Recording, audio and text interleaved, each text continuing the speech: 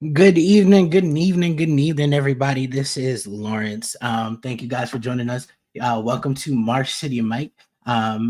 This is episode 3 of Marsh City Mic, and we are excited for you guys to be here. Your front row seat to Beauforts Movers, Shakers, and Game Changers. I am excited to introduce our guest for the evening. Our guest for the evening is Stephen Murray. He is the former mayor of Beaufort, South Carolina. Obviously, most of our folks here are from Beaufort, but anybody that's joining us that is outside of Beaufort, he is the former mayor of Beaufort, South Carolina, and a good friend and fellow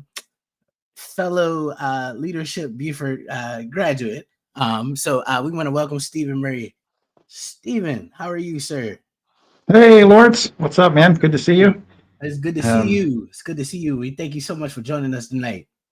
hey, man, I'm honored to be on the first five. Like I'm like a founding member here of Marsh City Mic. So thanks Yeah, for having me on the third show, man. That's great. yeah, man. Well, I definitely in thinking about making this and creating this is definitely one person that I definitely wanted to get on and sit down and have a conversation with about our wonderful town and the great things about it and the not so great things that we can work on. Yeah. Well, nothing's perfect, right? Yeah, nothing's perfect. Nothing's perfect. Well, let's get right into it. Tell us a little bit about yourself. Where you from, how you came to be mayor. Just a little bit about yourself. Yeah, man. So as the Gullah Geechee would say, I'm a Binya. I'm a third generation native Beaufortonian. My great grandparents came here early 20th century, I guess, and Uh, went through Beaufort County Public Schools, so Mossy Oaks Elementary, Ladies Island Middle, Beaufort High School. Go Eagles! I left after high school. Ended up in Hilton Head for a couple of years, then down just north of Tampa, Florida, in Port Richey. I've been in the kazoo business, so I own the country's only plastic kazoo manufacturer in the United States. We own and operate kazoos.com. So we have a facility here in Beaufort. I've moved that to Florida, then moved it back to South Carolina. Had a number of businesses over the years, anything from tutoring to carpet cleaning to lights and sound production. I also own a company called New South Shirts. Right now, we do digital garment printing, silk screening, and embroidery. I'm married 20 years to a beautiful woman named Melissa, who's the director of literacy over the Beaufort County School District. Literacy is her real passion. And I have two amazing 11-year-old twin girls that are in sixth grade at Beaufort Middle School. Um, so yeah, man, that's it about me. I guess you talk about the mayor job. I never really aspired to be in politics or to be the mayor of my hometown. It's just something I kind of fell into when I moved back in 2009. Okay. Well, that definitely is, a great accomplishment, to become a mayor of a city and, definitely take on, some that undertaking. What made you say, I guess I know you say you didn't aspire to, but what made you say, dang, I want to become the mayor of Beaufort? And I guess Well, what yeah, great question. So first, I got to shout out my classmate Tiana Parker. What's up, girl? Good to see you. So we go way back, all the way to Mossy Oaks. Um, frankly, Lawrence, I got pissed off. I moved back to Beaufort. I moved my business back.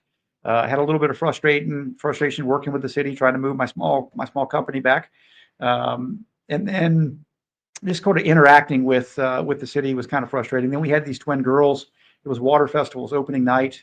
We had a blowout dirty diaper, so I went to the playground bathrooms at the waterfront park, and the doors were locked.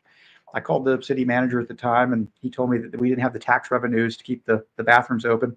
And then I called the mayor at the time, and he also told me that we didn't have the tax money to keep the bathrooms open. Meanwhile, I knew that they had spent about $2 million on consultants to create this master plan to talk about how great of a city we wanted to be in the next 100 years. So I got a little frustrated and felt like we weren't really taking care of people today, and our priorities were a little out of whack. Nothing against planning. I think I'm a fan of the planning effort that they did, but I thought we could find a little more balance and that we could have resources and activities and initiatives for young people, for young families, for small business owners. And then what really messed me up is I went through Leadership Beaufort. Connie Hip, I blame her for 10 years of public service. Lawrence, she always tells you, like, don't, be a they. Yes. So I left leadership Beaufort all like gung ho to change the world. Uh, was invited to join a bunch of nonprofit boards. There was a seat that came open for city council. Mike Sutton term limited himself, and so he decided he wasn't going to run. So I figured at a minimum I could run a campaign. It'd give me an opportunity to shout about some of these things that I thought were important for the city and things we could do maybe a little differently.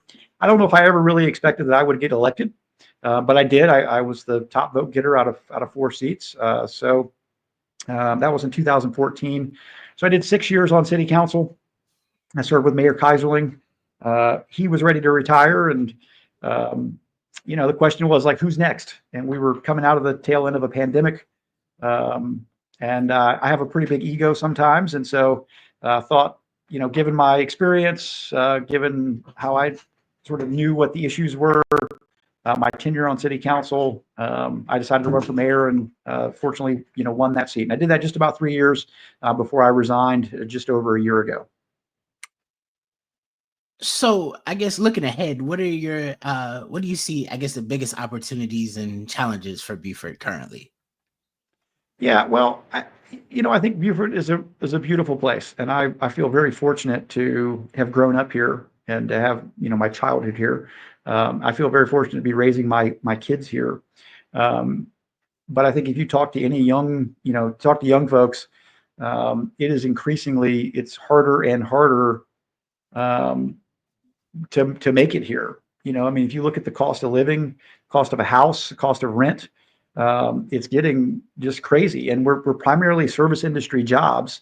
And those wages that are attached to service industry jobs don't allow folks to, be invested here and to raise families. And so you see the numbers, right? Look at the census data. In a 10-year period, I think between 05 and 15, we lost about 25% of our 21 to 44-year-olds. We continue to lose young people. Meanwhile, older folks are moving in, and I got nothing against older folks. I hope to be one day, but I think there's a balance that we have to strike. And so, if our young people are continuing to push out of here and to have to choose another place to live, I think it really changes who we are, because we talk about the marsh and we talk about old buildings, and those things are really important. But I think what's most important about the Low Country is our people. We are a really diverse place. Really? We have been for 160 plus, years. We've been a bit of a melting pot with folks from the north and military personnel coming in, and the African American influence, tied to slavery. And again, if you look at the demographics, we're changing, and I think that's kind of a shame. And so we need to be working harder and more diligently in the public space to make investments in order to be able to retain and attract young people. So that's my big issue, and around economic development and education. Housing is where we tried to I spent a lot of time over the last 10 years. And then secondly, sort of placemaking and how we grow. I mean, it's no secret we're growing like crazy. I mean, seemed like forever to get home today from work because traffic was just bad. Yeah. We've taken a lot of good steps, I think, to grow and develop differently, but there's still a tremendous amount of work to be done. And then thirdly, government exists to serve people. Government doesn't exist to serve itself. I think sometimes folks in government kind of lose sight of that. And I also got involved because I thought we could be more accessible when folks have to interact with government. It could be easier, and I thought we could be more transparent. If people want to know what's going on, in government, we ought to make it easier for people to see what's going on and to interact with their local government. So those were kind of my 3 things: the economic development piece, the placemaking piece, and then transparency and accessibility were my big passions and priorities and why I got involved. Okay. Well, we definitely want to thank everybody out there for tuning in. You're tuned in to Marsh City Mic, and we're here with Stephen. Yeah, I see some of the comments because the comments are rolling in, man. This is the 3rd one, man. You got me off. The comments are rolling in. So we got Tiana. Tiana says, although you resigned as mayor, you are still very active in the community. Thank you so much. We want to thank Tiana for joining us. Also, Jamie Fleming. Jamie Fleming says Stephen Murray for president. Oh, Jamie, I thought we were friends, man. You got to wish that on me. we got a presidential run coming up, man. No, I resigned from office, which was a hard decision. Um, I was kind of unhappy the whole year before I resigned, and I just kept kind of talking myself out of it. But I wasn't having a lot of fun in the job. Mhm. I generally joke now and tell folks that I'm a recovering politician, and that normally gets a little laugh. But it was true. I let the job and the associated boards. I was on 8 boards. I was the president of Uh, the State Mayors Association. I was in leadership roles in most of the boards that I was on. And so it really kind of took over my life, and I was neglecting my health. I was 30 pounds heavier than I was now. I really wasn't being the dad that I wanted to be, or the husband that I wanted to be, or the friend that I wanted to be. I was kind of neglecting my businesses. mhm, And so, you know, I, I knew I needed to make a change. And mhm. as much as I tried to strike some balance, I just couldn't seem to find it. And so the politics will always be there, but my Mhm. kids are only going to be young once. Yes. And so I made a tough decision. But I'm thankful I did it. Mhm. I joke. I also maybe I'll normalize more politicians quitting, because I think we need some turnover and some more fresh blood at all levels of government. But I might come back one day. But I'm having too much fun as a private citizen right now to even entertain it. Mhm. So, talking about leaving, continuing with leaving office, after leaving office, who was there to, truly love you through that transition? Because politics is a game, that type of deal. So, everybody's smiling in your face and is your friend at that point. But then when it truly, is I'm leaving, I'm stepping back, who was truly there to support you through that? Man, so I am blessed with just an amazing group of friends, Mm, um, and a whole handful of them, surrounded me and reached out to me, very concerned about me for walking away. Um, and so it was actually heartwarming to know who my real friends are. And it was also interesting the people who didn't call, and who I don't hear from anymore. And so when you're in politics, or when you're in a position of leadership, or a position of authority, I guess you get a lot of, well, I guess, fake friends, what they say. And I always try to kind of keep that in perspective when I was in the job. But no, I have a great group of friends, and over the last year, I've really been trying to prioritize them and spend some more time with them, and show them how thankful I am that they're still in my life. mm. Well, we want to encourage everybody out there, if you have any questions for Stephen, to give us a call, 843-321-8402. That's 843-321-8402. I just want to pivot for a second. And get into, I guess, some politics, essentially, right? As According to the annual crime report posted on Beaufort County Sheriff Department's website for 2001, 2022, 8 cases of murder were reported. And then in 2003, that number jumped to 12, with that number at 14 reported homicides just in the first 8 months of 2024. What are your thoughts of the heightened homicide rate in Beaufort, and what can we do to lower the trend over the next couple of years? Yeah, well, I think since COVID, people are anxious. I think there's a lot of anxiety out there about the world in general. I think inflation has put a real hurting on people's wallets, and so it's tougher and tougher to, I think it ties right back to, what I mentioned earlier about, it's hard to live here if you're a young person. Um, and so I think there's some desperation among folks.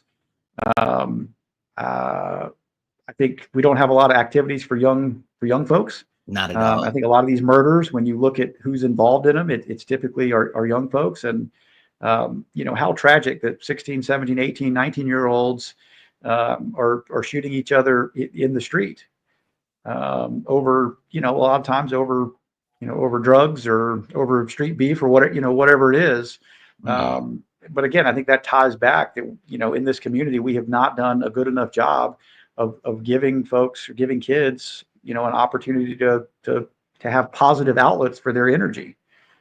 So I think it's a combination of things. I think we're growing So we've got more people, crammed into a smaller space than we've ever had. Mhm. Um, so it's probably two or three things all sort of crammed into one that causes the issue. Mhm. I also think we have a community, and when I was mayor, I'll never forget. I went to a community meeting after there was a shooting in the Northwest Quadrant. Um, some gentleman, that's probably a stretchy word, but fired an assault rifle. It was an AK-47 50 or Wow. 60 times. It was at like 6 or 7 p.m. on a Sunday. Wow. And it was at a funeral wake for a local resident. Mhm. Um, and so I'm talking to the police chief and I'm like, man, it's daylight. There's like 60 people out there. Like, how do you not have a suspect in custody? And his response was, nobody will talk.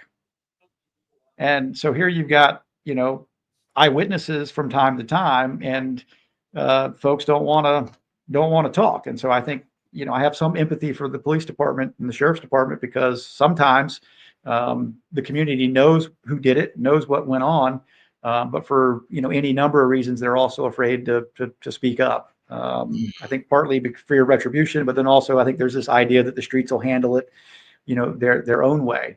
Mhm. Um, so it's complicated, but I think at a minimum we need more activities for young folks and more positive outlets. Like when you and I met, Lawrence. I Yeah. mean, I want to call you Nugget. I'm not going to try not to do that tonight. But with Jamie, and living out your dreams and poetry and pancakes, really finding great ways to have mentors and have positive outlets for our folks. I mean, the Green Street Gym until this last couple of years has been basically closed in just for a private charter school. So places we've historically had to play and to hang out as a community have been taken away from us. Even even riding down to the Broad River Bridge, and they had the fun park on the right, and that's even gone. You get what I'm saying? There's Yeah, no movie theater, yeah, there's no bowling alley, there's nothing. You get what I'm saying? yeah. It's just And Tiana says they're territory beef. They learned that from their parents, and she's exactly right. Right. I think culturally, as a child of the '80s and '90s, I mean, I love action movies. I'm a Second Amendment. I own firearms, but I also think culturally, um, we prioritize sort of violence. We make guns easily accessible to young folks. And if you get shot or you shoot at somebody, you get street cred and you're considered cool and tough. And so I also think culturally, we need to have some conversations about what we prioritize and what we respect and what we don't respect. most definitely, most definitely. Talking about, I guess you mentioned uh people not trusting the police and that Mhm. aspect, coming, and talking and speaking up about what's going on. There is a video surfacing around, Facebook of incident on Thanksgiving where, two females were one was arrested and another one, I guess, tried to videotape the incident, and the situation got out of hand, and the other person was talked to, I guess, very disrespectfully and arrested. But how do we, I guess, improve? What are the key ways to improve that public safety and build trust between the community and law enforcement? Because I have seen the city of Beaufort, come out with, a new social media approach, really, I guess, more so, showing that they are out in the community, at these Yeah. community events and that type of deal. But is that enough to build trust in the community? What more can we do to build trust between that law enforcement and the community aspect, and not just with, I guess, our senior citizens, but with young folks, right? Because Right. sometimes Yep. we with young folks is, well, don't talk to the police, don't do Yep. anything. They're supposed to be there for us, the citizens, to help us. Yeah, that's a great question. And one I'll say it's never ending work, right? You don't just like do some initiative and then the relationship between the PD and the community is great. It is ongoing. It's a tireless effort. We were fortunate in the city of Beaufort to have Chief Matt Clancy lead the department for a number of years. Mhm. And he should have written a book about community policing Mhm. because it was just the kind of guy he was. Um, I would recommend folks read. President Obama formed a police coalition about community policing. The report is available online. It's called the 21st Century Policing.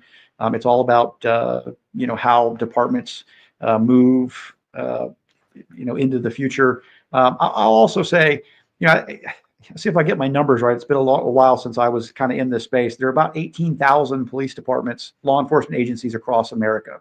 And they Mm, range anywhere from like rural departments of like one officer all the way up to the NYPD, which has got over 40,000 officers now. yeah. I think it's like 800,000 law enforcement officers that get up, every day or, every week and put on a badge and go to work. And so it's unfair, I think, to judge all of those departments and all of those officers the same, because ultimately we need law enforcement. We need helpers out there that serve a very difficult and dangerous job. At the same time, those who abuse the badge and abuse the privilege of leadership, I don't think that should be tolerated either. But in terms of community policing, I think a couple of things. Some things I'm really proud of that we worked with PD when I was on council and when I was mayor. One, I think that the demographics of the department ought to mirror the demographics of the community. Excuse me. And so like in the city of Beaufort, it's about 50-50 male, female. It's 23-24% African American. I think, 10% Hispanic or so with the last numbers. I don't have those exact, but our push was to try for the PD as they're hiring to create more diverse pools of candidates, hire the most qualified folks out of those pools. And if you do that and you're serious about it over time, the diversity of the department will start to mirror your community. And so I think that's important. One, I also think officers living in the communities in which they serve. And again, this ties right back to the cost of living here. I got some flack from some well-to-do folks in Beaufort because I pushed for officers at a minimum to make $50,000 a year, and Mm, some wealthy folks said that that was too much money and that we were, being frivolous with pay. Um, I mean, if you look at the cost of a house or cost of rent around here, I thought $50,000 was the minimum that we ought to pay basic. Yeah. somebody, and to put on that badge and that bulletproof vest. And again, encouraging them to live in the communities in which they serve. Um, I, there's been a lot of sometimes, like, so this is one of my criticisms of the sheriff's department, right? Sometimes, not all the time, but sometimes they look very militarized, right? They have the bulletproof vests, they have the big Yes. boots, they look like they're going to war overseas somewhere. I think that look matters. Compare that to the city of Beaufort PD, right? They have to wear their bulletproof vests on the inside. It's a navy blue sacks. They typically wear tennis shoes, or they wear their boots under their pants. It's a much more sort of casual um, casual look, and so I think that means something. I think the activities in parks and playgrounds, the chill with the cop events that they've been doing, where officers are in the parks, playing kickball or giving out hot dogs and hamburgers. I think that means a lot. I also think there has to be transparency. And if you go to the City of Beaufort's Police Department website, something I'm really proud of, there's a pile of data and demographics about who's being stopped, uh, what's the race and the sex of who's being stopped. Those reports need to be pushed out, so there's some transparency around that. Um, again, really proud of our department because a lot of the issues we've seen around the country in terms of chokeholds, those have already been banned. High-speed pursuits, those have been banned. We had body cameras for at least the last decade and require officers to have them on while they're interacting with the public. Um, so, again, there's a whole host of things. The 21st Century Policing Report was kind of the guidebook that I use sometimes when we were trying to advocate for changes within PD. And I'll say, two things about I saw the video, the 52-second video. One, I'll caution people about taking a position about an incident just based on 50 seconds of Most something that, definitely. might have been a much longer issue.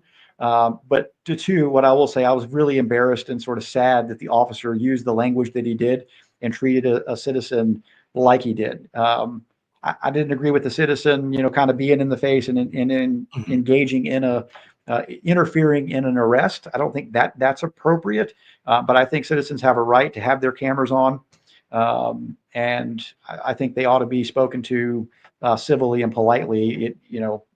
The majority of the time. Most definitely, like we have not seen the full video, so you don't know what happened before, or the situation even got to that point. My take on it, is really that we also have to treat our citizens with respect, and unless it's a super threat or anything of that nature, that hey, like they've got that situation that you explained where they had an AK-47 and was running out on the street on a Sunday morning. You get what I'm saying? Then I can Right. understand it, right?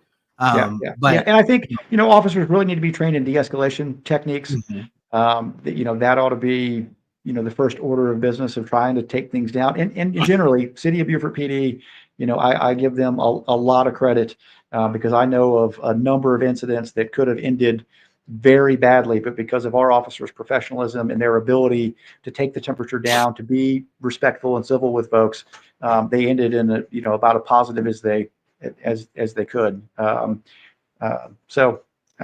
to do. I also think citizens being engaged, right? Citizens reach out to the chief, mhm, come to council meetings, share their experiences with what's going on. I used to say all the time, uh, I can't address a problem, I can't take care of something if I don't know it exists. yes. And so I think people speaking up is also helpful for leadership to know what's going on in the streets. Definitely, definitely. Like again, you're tuned into Marsh City Mike, and we're here with Stephen Murray. We do want to shout out our tonight's sponsor. Tonight's sponsor is 1212 Design, which specializes in website development and video marketing. If you're in need of any of those, please reach out to Jamie Fleming, who made a comment earlier at his email, jamie at 1212.design. That's jamie at 1212.design. And give us a call, 843-321-8402. We're waiting for your conversation. This is your community show, so we want you to participate and give us some questions and talk to us. I know you were talking about housing, and as we see all around, I mean, housing, I mean, for a 2-bedroom now is $1,500, $2,000. How can we create a more sustainable housing workforce where that housing option, which in turn brings more jobs to our community, right? I mean, I see on Indeed pretty much like every other day now, ESS substitute teacher because we don't have enough teachers here, and things like that. So I think just like you said, the key to that um is going to be creating, I guess, a affordable house. Like, I guess, for example, like that I thought Vivo in Port Royal was an awesome idea.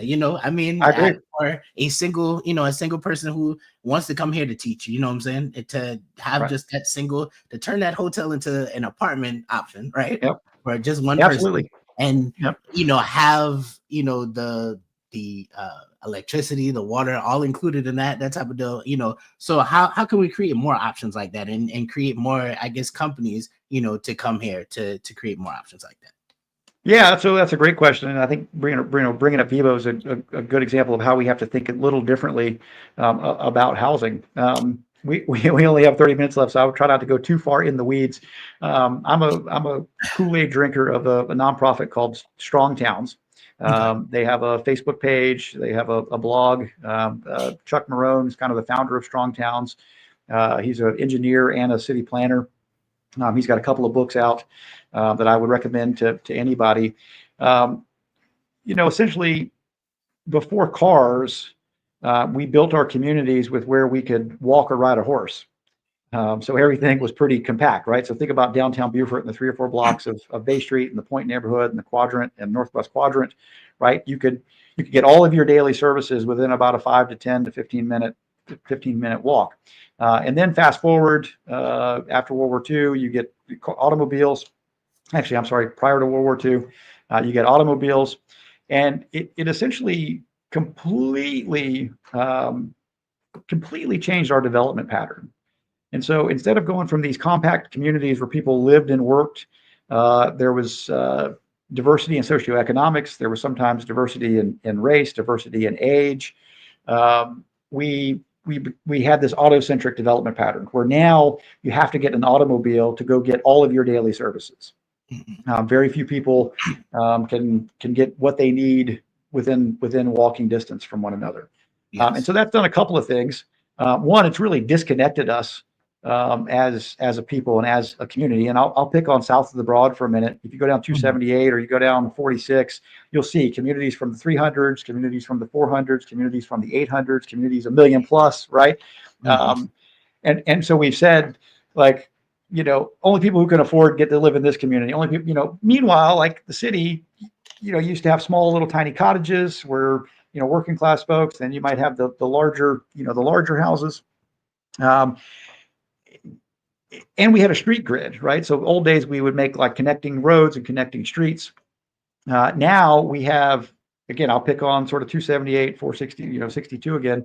Um, these big spine roads with only one access out of these gated communities or out of these big communities. So everybody from those communities have to pour out onto this major spine road. And so Mhm. boundary streets are spine. And now you see what's happening. You see what's happening on there, which is why I was a major proponent for a parallel road, just to have some type of pressure relief valve. Yeah. Um, so I think we, in the civic master plan in the city, attempts to do this. The Beaufort Code attempts to do this, where one, we have to have better connectivity. We have to stop thinking about just having spines and only one point of ingress and egress for communities. We have to kind of go back to how we used to do it, where we mix and mingled things. Mhm. The other thing we did from our zoning standpoint, we made duplexes and triplexes and quadplexes and small multifamily accessory dwelling units. We made a lot of those things illegal, where you can't even build them in most places in the city. Mhm. And so we like our big houses on our big lots, which is fine. But I think in the future we've got to be a little more open. Mhm. Uh, so I say, because I think some people think that these giant multifamily apartment complexes are the answer, and I No. disagree. I think those bring us, a lot of the issues like we talk about, right? Everybody got to get on one spy room in and out. Typically, they kind of get kind of crappy and dilapidated after a period of time because you got one operator or one manager who doesn't take care of them like they should. But meanwhile, and I'll use so Reverend Hodges. He ought to be commended because he was at the forefront of this years ago at Tabernacle Baptist at the corner of Charles Street and Craven. Mhm. There's an old, 100-plus-year-old house. And if you're standing on the street looking at it, it looks like a single family house. But if you Mhm. pay closer attention, you'll see there's 4 mailboxes on the first floor. That's because they went into that place and renovated it and created four units. And so now Wow. 4 families can live in that place. When I was on city council, we did something with the Beaufort Housing Authority at the corner of Raybolt Road and Mhm. North Street. There's 2 quadplexes there. Jeremiah Smith with Allison Ramsey Architecture did all the designs. Mhm. Again, both look like really nice, Beaufort style architecture, right up kind of close to the road. They look like single family homes, but there's actually 4 units in each of those. So Wow. one is senior living with seniors of lower socioeconomic means, and one is workforce housing for people who Mhm. get up and go to work in our community every day. Um, that zoning is virtually impossible to build those things in most parts of the city. And so before I left office, we started a code amendment process for folks to come in and for council and staff and the development community and neighbors to kind of figure out how we make some of those things more possible. So I think accessory dwelling units behind folks' houses or besides people's houses over the garage. I think Mhm. getting back to duplexes and triplexes and quadplexes. Um, I think streamlining the process at City Hall, especially within the historic district, because right now it can take 6 months to a year to get something approved. And I don't know about you, but can you afford to buy a lot and then sit on it for almost a year before you ever put a shovel in the ground? Like our family's never been, that fortunate. We've always been bootstrapped.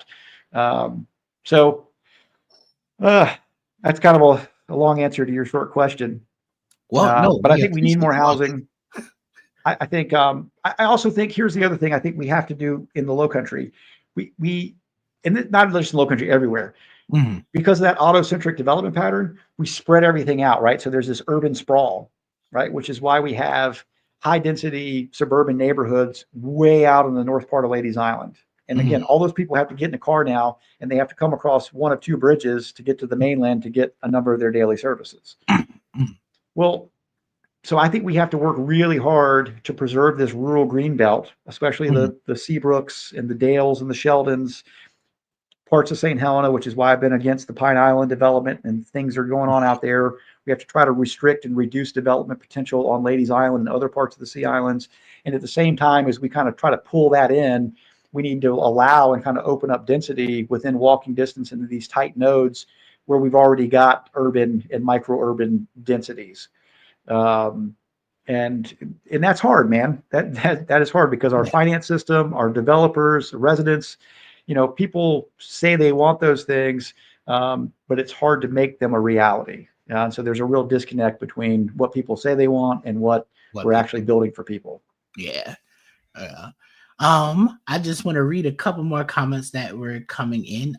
This is my wife. Thank you so much, babe, for tuning in. Joelle Simone Maldonado says, brave of you to walk away, sir. Then we also have Susan River Madison says, it takes courage to walk away from something that doesn't serve you, especially when it's a highly visible political position. I commend you. Um, I appreciate that. It's probably one of the toughest decisions I've ever made. But I'm so grateful that I did because my life over the last year has been remarkable, and I don't think it would have been as good if I would have stayed in the position. State position. Mhm. I know you were talking. So as I recall and remember, back in when you were in office, you were a big proponent for bringing, I guess, technology and the technology workforce to this area. Big proponent of the cyber security center and the digital corridor. Can you talk a little bit more about that and I guess why it would be important just to bring it to any place, but especially this area? Yeah, so I would love to talk about that because it's probably the work I'm most proud of my almost decade in public services, my economic development work.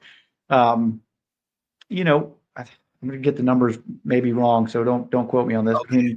Between '04, '05, and 15, I told you we lost about 25% of our young folks. At the same time, per capita income was like around $27,000 a year. I think Mm, now we're in the mid 30s, maybe pushing 40. But let's just say $35,000 a year is per capita income. So that's what the average working class. That's not investment income, right? It's not retiree income. That's people like you and me that have to get up and go to work every day in order to put food on the table and keep a roof over our head. So $35,000 a year is most likely per capita income. Let's just say you got a two earning household at the average income, so $70,000 a year, right? Now you got to go out and buy a $300,000 or $400,000 house, right? That's mm, probably a fixer upper. Maybe mhm. you got a car payment. Maybe you got to put a kid in daycare, right? Those numbers don't work. That math doesn't math, as a friend of mine will say. Um, so nothing against service industry jobs, right? Because I think they provide a lot of good for our community, and there's a whole host of benefits of being a tourism destination. Mhm. But I think we need some diversity in our employment structure. And so, we were kind of thinking, well, how do we attract higher paying jobs, and in what category do we work to try to bring in these jobs? And um, so a couple of things happen. South Carolina is a leader in attracting manufacturing jobs, advanced manufacturing. This isn't smokestacks. This isn't stuff that runs crappy water off into the rivers. Right. This is advanced manufacturing. It's very clean. It's high wage jobs. It takes some skill set. The county had a bunch of failed initiatives for a whole host of reasons. They kind of Mhm. washed their hands on it. So a number of us got together, including the mayors at the time, and we created the Beaufort County Economic Development Corporation with the support of county council. Mhm. I got to give county council some credit because they did fund the thing, and for sometimes they kept their hands off of it. They like to meddle Yeah. from time to time. I was the unpaid volunteer executive director or chairman. I was the first chairman of the board for about 2 years Hmm. until we got everything established. And then we hired a guy named John O'Toole. Um, Yes. he's a rock star of economic development. I love John. I think he's close to $250 million in capital investment and well over 1,000, probably close to 2,000 jobs now. Uh, they're filling the Commerce Park out there. Been a whole host of projects that are going into the park. Hmm. But the idea was the state of South Carolina is in the economic development game. They give incentives to companies every day across the state. We were missing out. So you and I were sending, our taxes to Columbia, and they were economically developing other areas. Yeah. I thought at a minimum we ought to be getting our fair share back here. Hmm. So we created the Economic Development Corp. We did that with all the jurisdictions. So all the municipalities are involved: Hilton Head, Bluffton, Port Royal, the city of Beaufort, Beaufort County. All the utilities were involved. All the educational partners were involved, and a whole host of private sector partners, because I really believe in bringing everybody under the tent if we're going to try to solve some of these problems. And so the Corp's been extraordinarily successful. It needs to stay focused on what it does. I get a little nervous because, again, politicians from time to time want to go in there and meddle Yeah. and distract from priorities. The second thing we did, I was having a cocktail with a friend of mine, Alan Dekovitz, at the bar at the Old Bull Tavern, Hmm. and I was complaining about, man, how are we gonna fix this? How are we gonna create better jobs for our people that grow up here? And he said, well, Charleston is kind of in a similar position that Beaufort was 20 plus years ago, and they started this thing called the Charleston Digital Corridor, Hmm. which was kind of a everything tech incubator. He said, I know some folks that helped set that up. I could probably make a phone calls and get you a meeting. So a couple of us went up to Charleston, met with Ernest Andrade, who was the founder of the Charleston Digital Corridor. We hit it off immediately. He was been so generous with his time and expertise. And so we ended up opening a Beaufort Digital Corridor. Council and the city said that they prioritized economic development, and they knew that diversifying was important. But at that time, they weren't willing to give us any money to actually make progress there. So we went out, and Hargray gave us some money. The Municipal Association of South Carolina and then South Carolina Department of Commerce gave us money. And so we upfitted 500 Carteret Street, a place called Base Camp, with other people's money. And we did it in about 6 months, opened the doors there. But the Beaufort Digital Corridor, I hope all your listeners, your watchers there are familiar with that, because that is your space. If you have an interest in creating a tech company or being a part of a tech company, if you're already in the tech space and are looking for your people, you're looking for the community, the Beaufort Digital Corridor is where you need to be. It's beaufortdigital.org, I believe. But the idea is, one, providing space for people to do that important work. Two is to provide community, so bringing people together so those like-minded conversations can happen. Three is training, and that's everything from code camps to working with colleges and universities to expand opportunities within their curriculums, working with the school district to make sure that cybersecurity and coding and networking is included in their curriculums. And then fourth is capital, is entrepreneurs have good ideas and they're building their businesses, but they need that cash infusion to be able to take their businesses to the next level. That's the reason for the corridor. And so anytime you walk in there, you'll see offices full of bright young minds creating their companies or working within larger enterprises. Because the hope is that technology companies, they pay great wages. They don't pollute. As long as you have a great internet connection, you can be successful in work in those companies from anywhere. So really proud of the Digital Corridor and Jess O'Brien and the board and all the work that they're doing. Encourage folks to go in there. And then the third thing that we did was the South Coast Cyber Center. A friend of mine had sent me a white paper that a guy named Warren Parker that had written about Beaufort becoming a destination for cybersecurity. And so one of the cool things about the mayor's job is that it opens doors and people generally answer the phone when you call. So I called a meeting with some folks together. Again, private sector, education, government, got everybody around the table. I said, yeah, this is a good idea. The average cybersecurity wage is over $70,000 a year. Yes. Sometimes you don't even need a certificate. You just have good skills. A certificate or a better degree helps. So 3 years ago, we had almost no cybersecurity training in this community.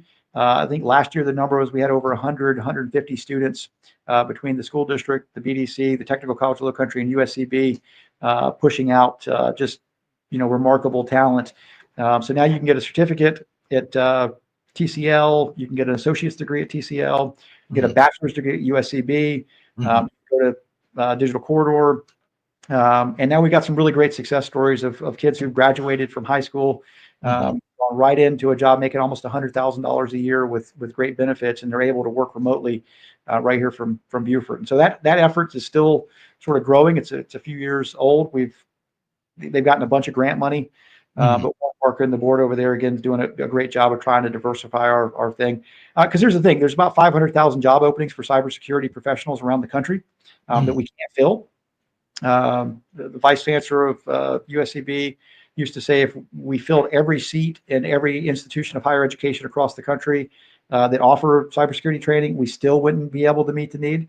And I don't know about you, but cybersecurity is probably not something we can offshore to China like we've No. done everything else. It's No. something we kind of got to do, Yeah. ourselves right here. So the Economic Development Corp, the Digital Corridor, and the South Coast Cyber Center, I was instrumental in standing all of those things up, making sure they were resourced, and they need to stay healthy. They need to stay supported. And so I would ask folks that are watching or listening if you hear things about those to make sure you lend your support, because I think they're critical to Beaufort maintaining our diversity and being a place where all people can live, just not just old rich people who can afford to live here. Mm-hmm. Most definitely, I remember, a few years ago, I definitely, took a part of, the offerings of the the digital corridor. They were offering cybersecurity, classes, little to no cost. And, I guess that would help, the infrastructure and the workforce here. So definitely hats off to you to, getting that off the ground and trying to make that work for this small community. I do have a question that came in. The question was, what is the difference between what you were describing? I think she was talking about housing and 15-minute cities. I'm I'm not not familiar with the 15-minute cities are. 15-minute city term. If you throw a little more detail in there, I'm um, Yeah. happy to expound. There is the thing called missing middle housing. You could Google search missing middle. There's a couple of books about missing middle, and it kind of goes back to what I was saying about the duplexes, the triplexes. It's really about continuing to build the fabric of the community, and building things that are in this sort of the scale of a community. And again, not these big giant multifamily complexes or these suburban sprawl neighborhoods that are way out on the fringes where everybody has to get in their car to come in and out of town. So, I guess looking up what a 15-minute city is an urban planning concept that aims to make most daily needs accessible within 15-minute walking distance, bike rides, or public transit rides from anywhere in the city. So, more like, I guess, and she just responded, I guess, is exactly what I said, Yeah, absolutely. Yeah. So if you yeah, look at the civic master plan, again, that's available online. It's a city civic master plan. That's exactly what it tries to do. Generally, it's like a 5-minute node. So yeah. you have your housing and some of your retail, and limited within about a 5 to 10 minute walk. That's where we need to be going. Unfortunately, and one of my frustrations and one of the reasons why I ended up having to leave, because I just kind of lost my patience. um, Well, housing, for example, right? I think most Mhm, people you ask in this community, they will say that we have a need for affordable housing, and that mhm, we have a need for people who get up and go to work every day. They need attainable places to live. mhm. But I got tired of having conversations with the neighbors, and I'll call out some neighbors in Polk Village or in Pigeon Point or in Mossy Oaks who says, I know we need affordable housing. I just don't want it in my neighborhood. And my typical response was, Huh? What? okay, well then why don't people who take out our garbage and who cut our grass and who wait our tables or who work in the hospital, why don't those people deserve quality places to live within our city? Why should they have to live somewhere else? Yeah. And as we grow, we increasingly have those conversations with people who don't want it in the NIMBYs, right? They don't want it in their backyard. Mhm, And as mayor, there's a couple of different forms of mayor across the state. I was what's known as the city council is a council manager form of government. So yes. I didn't actually have any real authority, right? I couldn't go tell the public works director to fill a pothole. That's illegal against state law. I can't Mhm, even tell the city manager to go have someone pothole filled. I really just preside over council. as a group, we hire and fire the city manager and the city attorney. So I had no real power. It was really just my ability to be diplomatic and to try to sway you to whatever my position was. Mm, And so, frankly, Lawrence, I got tired of having conversations with really angry, uncivil people who just most of them had just moved here and would come in and sort of threaten and make accusations uh, about me. Um, just not even wanting to sort of understand or to be open about how this community's functioned for over 300 years now. mhm. So I guess how is that mayor? So I know you were saying you frankly didn't have any power, but in a sense, I guess swaying the constituents of city council or the city manager, to try to implement things in place. Why would it be important for this? So hearing that, why would it still be important for the citizens of Beaufort or anywhere to go vote for a mayor? Essentially. Well, I think, there's, my mayor buddy, my politician buddies, we have these, late night debates about the weak mayor versus the strong mayor form of government, right? So Mhm. the city of Charleston is a strong mayor. He can hire and fire city staff. He Okay. also presides over council. So in terms of real power, has a lot more power to execute on his priorities. Mhm. On the other side, having somebody elected by popular vote to run, in the city's case, it's a $50+ million enterprise, 180 plus employees, 10 different departments. Having somebody, popularly elected to go run an organization like that, might not be the best situation where you want to have a professional city manager. Mhm. Um, Winston Churchill said, democracy is the worst form of government besides all the others. Mhm. And so democracy is flawed. I think a lot of the levels of government are flawed, right? There are a lot of issues, there are a lot of bad actors within the system.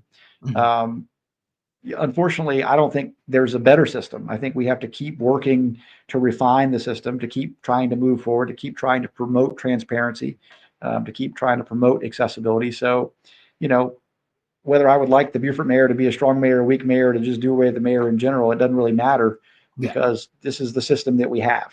Mhm. And I do think, while I was mayor, I'm really proud of the work that I did. I got a lot of stuff accomplished, um, both because don't get me wrong, being a mayor comes with great influence. Mhm. And like I said earlier, being able to open doors or make phone calls and have people call you back, be able to bring people together. Um, and there are ways that you can leverage your influence to get things done. So you definitely got to go vote. I think everybody ought to vote. Um, and yeah, I don't know. I feel like I'm kind of rambling now. Did that answer your No, you're question? fine. No, I just wanted to bring that up because I guess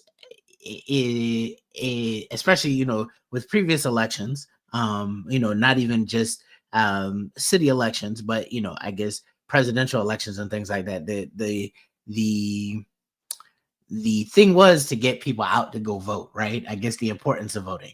And I guess I also want to make sure that people understand that, yeah, even that with that comment, hey, that I held, I don't really hold the power. You get what I'm saying? It's still important that this is the person that represents you. You get what I'm saying? um you know Well, I'll say larger than just the mayor, mhm, voting in local elections and being involved in local politics, I think is extraordinarily important. We spend so much time, arguing about who's in DC, representing us, when the reality is your opinion, to your congressman, to your senator, to the president of the United States, they probably don't care, right? They don't know who you are. They're not listening to you. Meanwhile, if you reach out to your city council member, you reach out to your county council member, I've seen, a couple of emails or a couple of phone calls completely change mhm, um, a local elected official's mind. And I think out of COVID, a lot of folks woke up and realized how much influence local government has in your life, right? Like how mhm, you can build a house, how you can open and operate and run your business, how your police department is funded and treats you, how the fire department works, how your parks and activities. I mean, you talk about levels of government that actually affect your daily life and so many aspects of what you do every day. The rubber meets the road at City Hall right here on Reebok Road, not in Columbia, South Carolina, or not in Washington D.C. So I get frustrated because we spend so much time arguing on social media or arguing around the water cooler, about DC and Columbia and most folks probably don't know who all their city council members are, or who their county council member are, and those folks are making decisions that really affect your life. really affect your day-to-day life, you know. Hmm. um so our time is wrapping up. I just want to read a couple more comments and then give you the last word. From Susan Madison. American housing is aging, although there are programs that offer low interest rate loans and grants. I've found that program funding are limited as well, and a lack of licensed contractors willing to take on small jobs. What can we do as citizens to address social issues like these? Yeah, Susan, that's a great question. I mean, that's a $1 trillion question. I wish I had clear answers. I have several contractor friends, and their issue is they can only take so many jobs a year, and so if they can build a $1 million house and make a better margin than what they can build a $300,000 house for, they're gonna typically take the $1 million house. I do think there's some streamlined things that we can do at City Hall, where you make the rules clearer. I always had this dream of, why can't we have some housing designs that are pre-approved by the boards, right? That young families can just kind of pull off the rack, right, without having to spend all the time and effort and money to go through the approval process. Folks say it's already approved, and then they're kind of connected to lots or places around the city where you can go ahead and get a shovel in the ground a lot faster, than if you were trying to build something custom. Mhm. Um, I also think working with local contractors, the city can bring in, contractors to help, again, make sure they understand the rules, they understand the playing field and what their responsibility is. And I think the zoning, right? I think there are some contractors. I know a handful of guys who would like to do workforce housing, both from a profit motive, but also because they know it's a public good. But our zoning doesn't allow it. And so you could take a lot, and instead of only building one single family home, you could take a lot and now build four units again that look like it fits in the neighborhood, mass scale and context of the surrounding neighbors. We should be doing more of that, but in most places around the county, especially in the city, we've made that impossible. Well, we definitely appreciate you coming on and definitely talking about, numerous aspects and numerous topics. We only touch the surface, and I guess we want to continue to have the conversations with local leaders and local leaders like you. So definitely thank you for coming on. Any last words, anything you want to say to the folks out there? Well, first, Lawrence, I want to thank you for giving me the opportunity to come on and run your mouth. But most importantly, I want to thank you for producing this podcast. I think it's really important, for community members to understand what's going on, to hear from people, like me, and folks who are in elected office today. I'll end with a call to action. If you're young folks and you're invested in this community, I know that we're busy. We're working to put food on the table, working to take care of kids. I mean, dinner's being made for me right now, which I'm excited about. But more of us have got to be involved, because the priorities are being directed by folks that are typically retired, that are typically wealthy, that are typically, large landowning families that have development industry. And again, nothing against those folks, right? Everybody should get a seat at the table.